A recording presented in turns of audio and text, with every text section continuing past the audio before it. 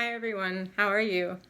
I'm sorry to say I'm still not up to my previous schedule on making videos.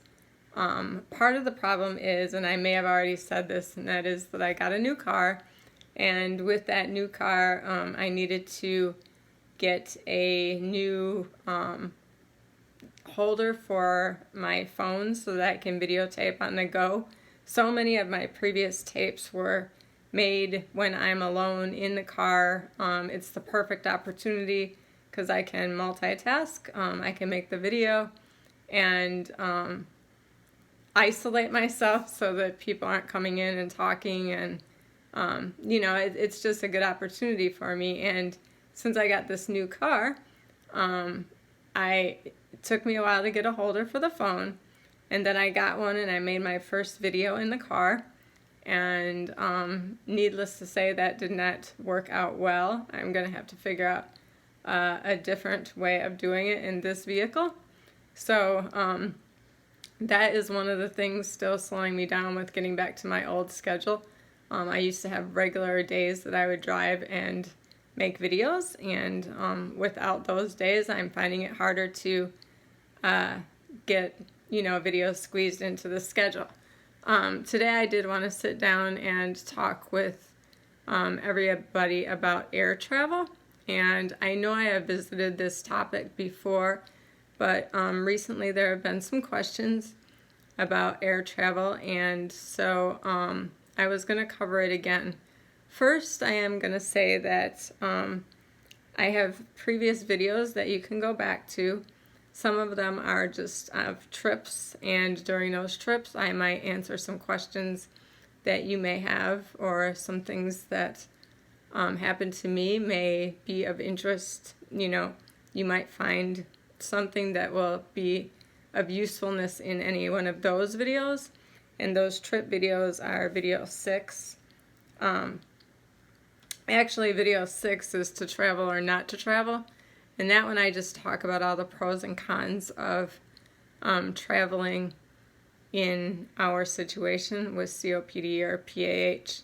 And then there is video 7 and 8, which is a Dallas trip. And like I said, on these trips you may find that I say something useful in the travel that might help you or answer some questions. So going back to any of these trip videos may be worthwhile if you're interested in air travel. Also video 15 is packing for Key West, and it goes through some of the items that I take and how I travel with them. Video 17 is the actual journey to Key West, and then I have video 15, which is a return to Key West, and then video 100 was our most recent trip to Florida, which that one I didn't do any talking. It was just a video of the trip itself.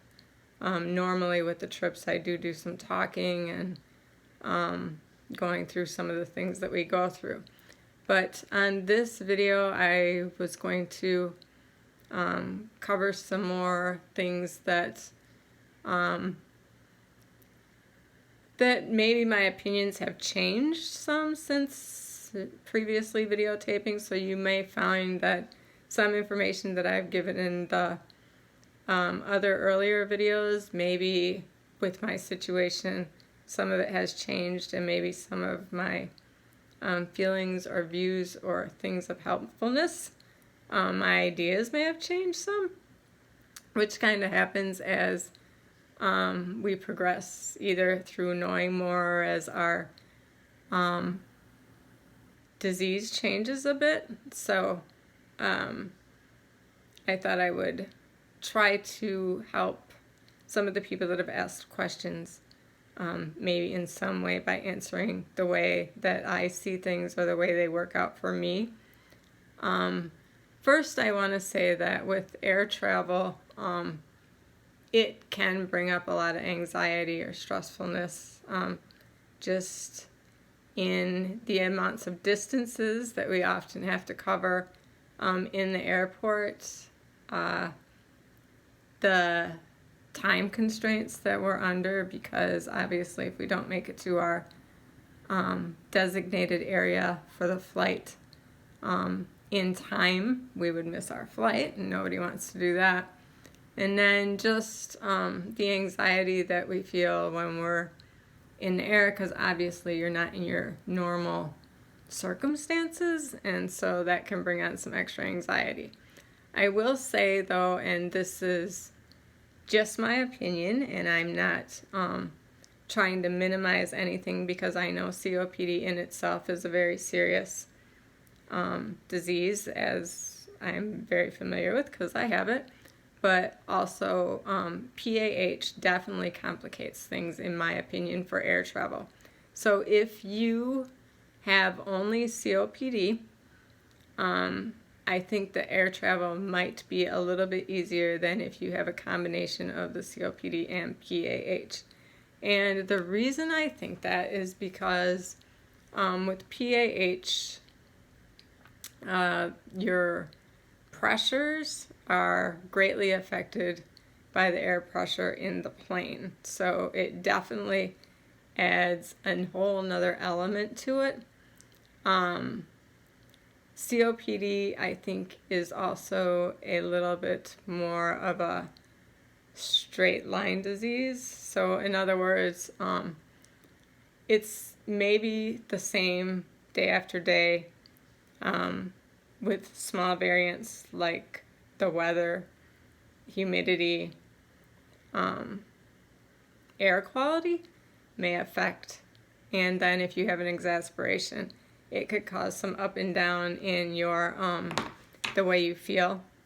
PAH is affected by all of those factors, and then a lot of other random factors in your body. So you might have the perfect weather day with no humidity and a perfect temperature that's neutral to your breathing and a good air quality day, and then you may still have stuff going on.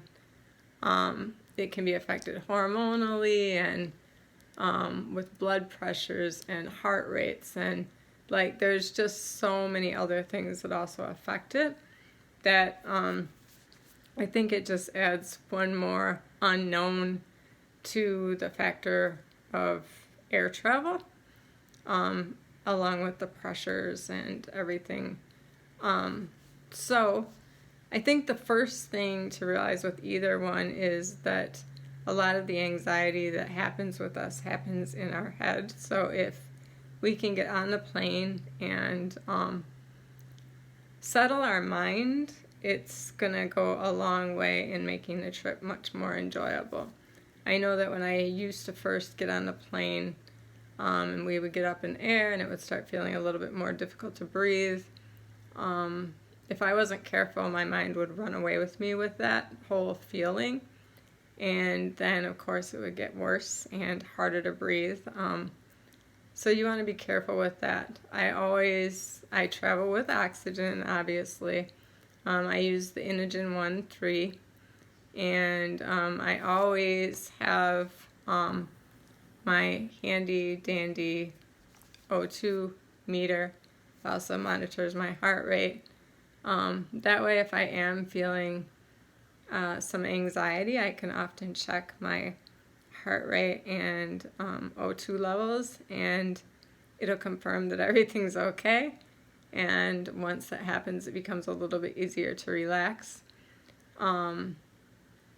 So if you can get past, I think, the anxiety part of it, I think you'll do pretty well.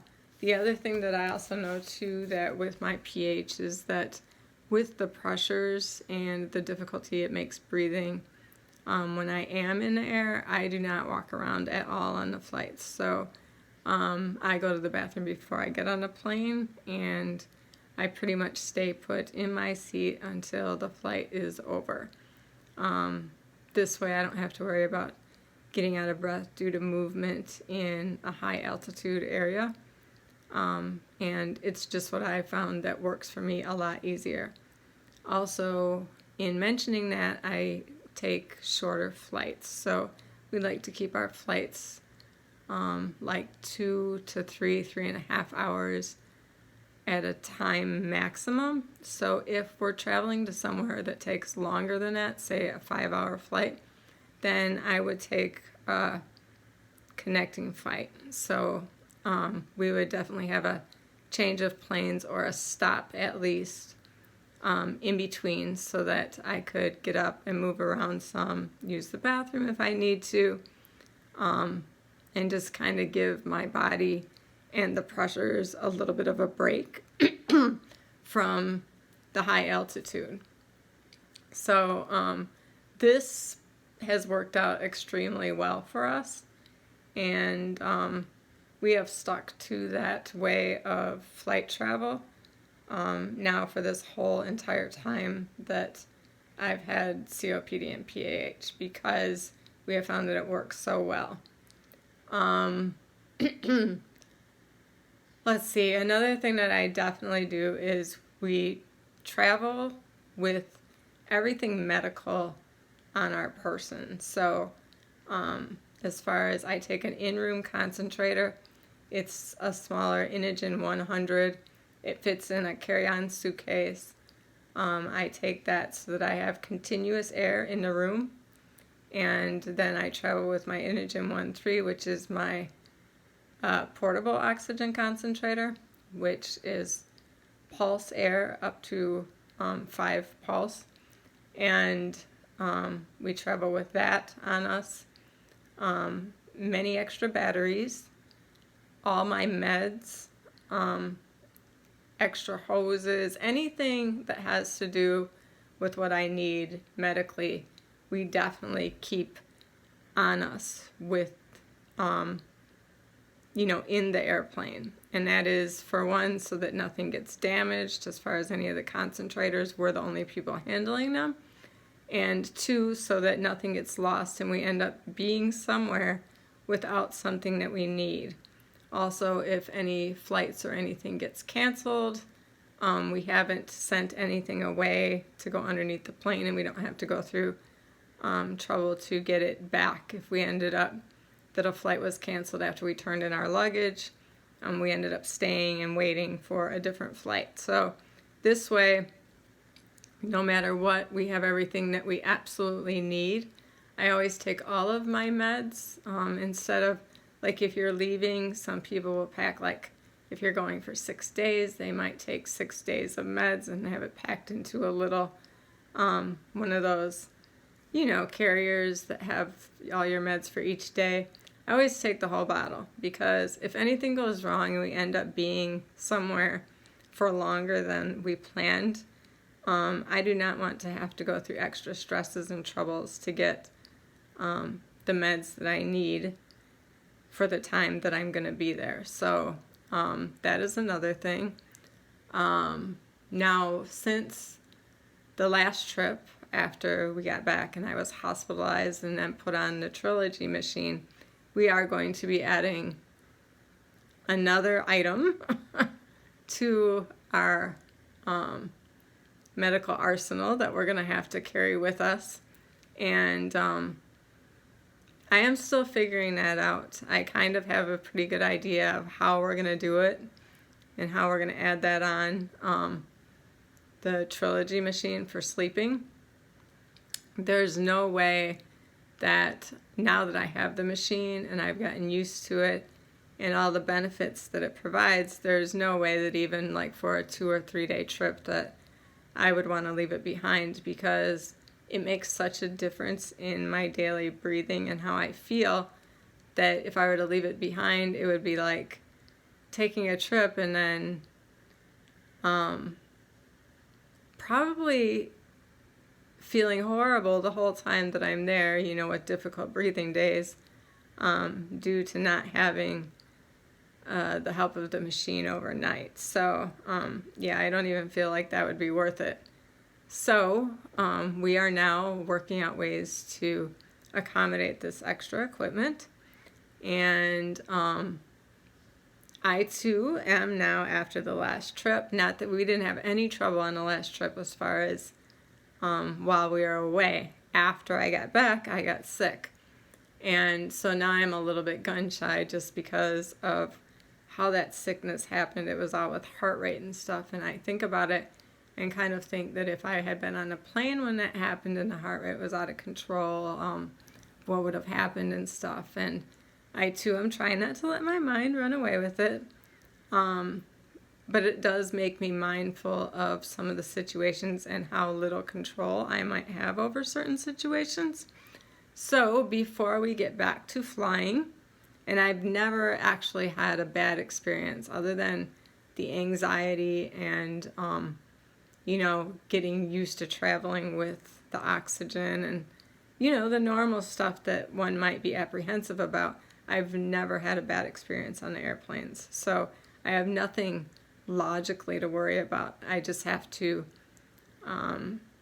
get back in that place of feeling comfortable with it again. I guess because I feel like I know that I did so much on the last trip that I probably ran myself down, which is what allowed me to get sick, when I got back. So what we are doing is stepping into the trip zone again, except for we are going to make it a couple hour away drive trip to start with. So we're going to try traveling with all the new equipment, and it's kind of like a test run. So we'll pack the suitcases and everything just the same as we would if we were going on an airplane, and kind of get a feel for how traveling with all of the equipment, except it'll be a road trip. And we'll, stay gone for our usual 4 days probably, and see how all of that goes with a road trip version before we start flying again. And I do still want to get back up a little bit more in strength before we start booking flights again. But yeah, we are planning on this road trip for the middle of September, and we are definitely looking forward to it. But yeah, for as far as airline travel, I guess the other things that I can say is I usually walk the airports, but I have also learned to, like, if we have some late night flights, and always my worst time is at the end of the day, and so I have the most breathing trouble late at night or when I get tired, that if we end up being in a rush situation, that instead of forcing myself to walk the airport, I can be pretty stubborn. That a couple of times I have given in to catching a ride either on the back of one of the those mobile tram things that they drive around in the airport, or sometimes in a wheelchair. But if you want to really save your energy for the trip, getting help with a wheelchair, and it's no trouble. They'll take you from gate to gate and do everything you need done. It can be a great energy saver for conserving your energy for when you actually get to where you're going, and that can make the airport a lot less stressful. I have always been where I like to get as many steps as I can, and I'm always afraid that if I start taking a wheelchair or rides everywhere, that I won't feel like walking anymore. So, but obviously everybody is different, and you do what you need to feel comfortable and to make it your best trip. So if help and a wheelchair is what is going to make it work for you, then definitely, by all means, that is what you should do. Also, you're going to want to check with the airlines. There are no doctor's letters required by law anymore, but some airlines like Delta require that you check in with them for battery approval. They want to make sure that you have enough battery power for the flights. And always when you book your flight, let them know that you'll be traveling with oxygen right from the beginning.